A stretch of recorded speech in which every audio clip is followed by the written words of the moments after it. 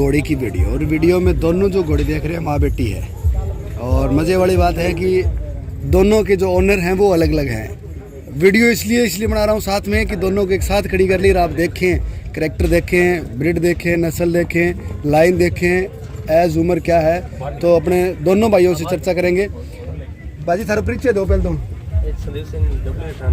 ठीक है, तो आपने जी किया घोड़ी है, इन घोड़ी की के कुछ खास है, लाइन किसी है, कितनी हाइट है, के कुछ कहानी है? ये बच्ची खरीदी थी, मान लो अलीशान घोड़े दी कह के ली थी। ठीक है, हां जी, वहां पर छोटी बच्ची ली थी। ठीक है, तो हम तीसरी बार ब्याह होगी। ठीक है, भाई पहले बच्ची दी थी काले रंग की बिल्कुल। ठीक है, दूसरी बच्ची दी थी मथे पटा पैर के टेल। ठीक है, और तीसरी बार देखो फुल प्रभात तो कब भाई। ठीक है। कितना महीने क्या बना है? मान लो ये होगा 3 महीने रहेगी इसमें से। ठीक है, मेरा करो दे। ये इसकी सेकंड ब्याह की बेटी है भाई, क्योंकि घोड़े की लाइन में ना इनकी पीढ़ियाँ बहुत बढ़िया चलती है और मनेज भी पूरी रखते हैं। क्योंकि मनेज इसलिए रखते हैं कि जितनी ज़्यादा डायरी मैनेजमेंट रखी उसकी वैल्यू उतनी ज़्यादा है। अक्सर क्या है कि अपने देखते हैं गायों में, भैंसों में इन चीज़ों के ध्यान कम देते हैं, इसलिए उनकी कीमतें हैं वो भी कम है। तो भाजी घोड़ी थे जी बेटी है, अब कितना महीने खरीदी? आज 13 महीने की जब खरीदी। कितना रुपया की? ये मतलब अच्छी कीमत में ले ली बच्ची। भाजी आप खुल गई बात? नहीं, कीमत शोर नहीं करनी चाहिए। क्या बात है कि हाँ। आज की तारीख अगर बात करा थी क्या कीमत है जी? अपन अनमोल अपने वास्ते बेचनी कौन मतलब सीधी शो में ही ले आओ। हाँ, डिस्प्ले वास्ते ले गए, कोई कीमत में कौन दूंगा। ठीक है। यार भाजी लोग क्या घोड़ा की कीमत, घोड़िया की कीमत है 2-2 करोड़ हुआ है। बिल्कुल हुआ जी।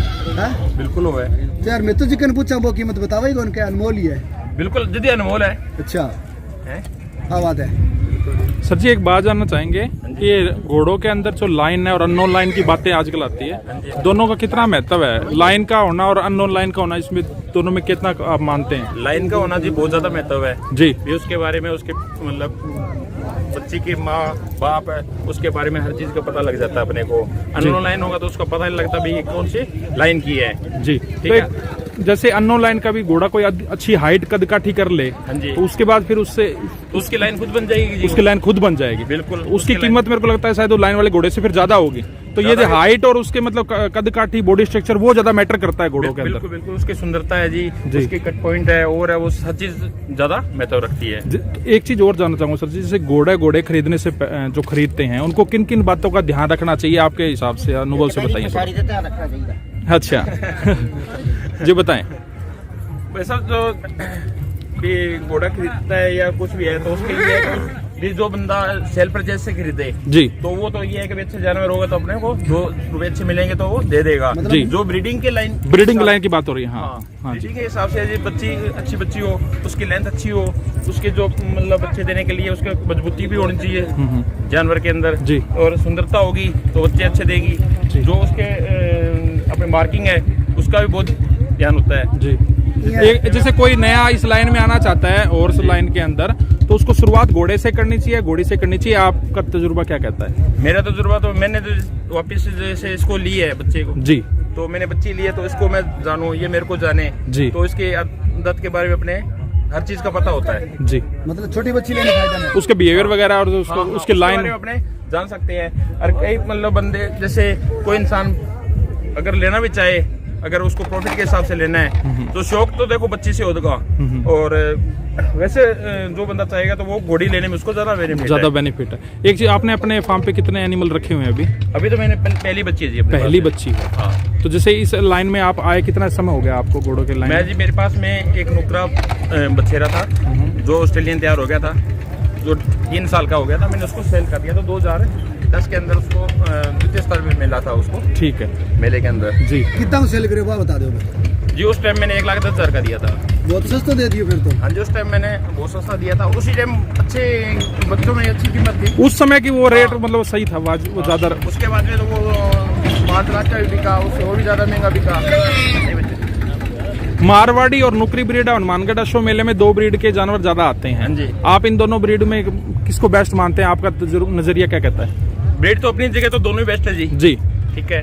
और मारवाड़ी है तो वो भी जैसे ब्लैक में है वो मारवाड़ी है, नुकरी भी तो मारवाड़ी में है। ये तो नहीं वो कलर का है। डिफरेंस है। ज्यादा पैसा कौन सी में है? दोनों पैसे में है जी। बढ़िया चीज जो अपनी चॉइस की बात। हाँ, जिसको मन जिस चीज पे आ गया उसके लिए वो कुछ भी लगा सकता वो कुछ भी लगा सकता है। ठीक है फ्रेंड्स, देख सकते हैं। आप कितने टाइम से घोड़े का जो व्यापार है, बिजनेस है या शौक है वो चालू है आपका? 13 साल हो गए। 13 साल, मतलब समझ पड़ते ही आपने इस लाइन में एंट्री मार ली। तो जैसे मैंने आपको वीडियो में पहले भी कहा कि घोड़े के लाइन में लाखों की कमाई है, तो आपके पास कितने नग हैं अभी? मेरे पास 4 है। और पहले कितने थे?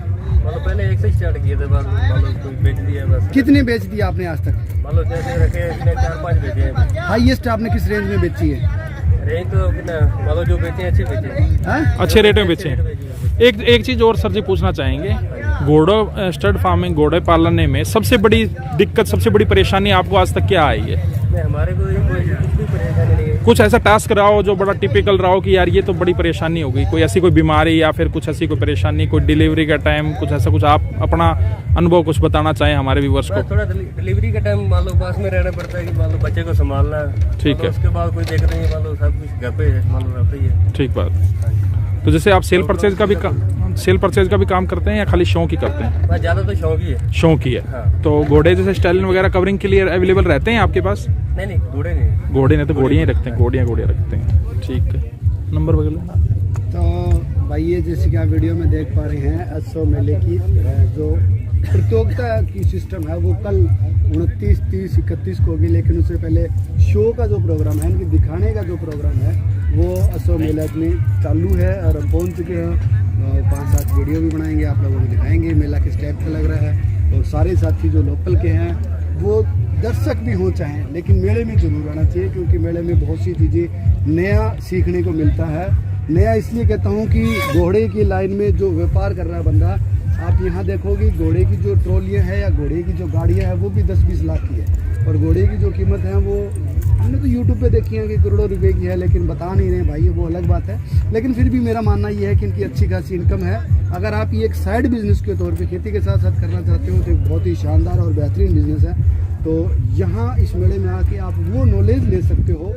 अगर बिजनेस करना चाहो ना करना चाहो वो अलग बात है, लेकिन घोड़े लाइन का आप एक अच्छा खासा बिजनेस ले सकते हो। अगर लोकल से हो, आप वीडियो देख पा रहे हैं, 29, 30, 31, 1 तक लगभग ये मेला चलेगा। 31 लास्ट है जी। 31 लास्ट है, 31 लास्ट है, 31 तक ये मेला चलेगा। और यहाँ आके आप इनकी क्या कीमत है, क्योंकि यहाँ बिकने वाले भी ऐसी बात नहीं है कि एनिमल्स होंगे 20, 50, 100 नग तो होंगे कम से कम बिकने वाले। नहीं, ज्यादा ही है, मान लो इतने तो होंगे, तो एवरेज अपने को पता एवरेज इतनी होती है। हाँ, तो रेट वेट का भी पता चल जाएगा, कौन सी नस्ल की ज़्यादा कीमत है, कौन सी, क्योंकि यूट्यूबर कुछ भी बता सकता है, लेकिन रियलिटी आप यहाँ आएंगे तो आपको देखने को मिलेगा। तो मैं ये चाहूँगा कि सारे साथी इस मेले में पहुँचे, इस मेले का लुत्फ उठाए। वीडियो कैसा लगा जरूर बताइए कमेंट के माध्यम से।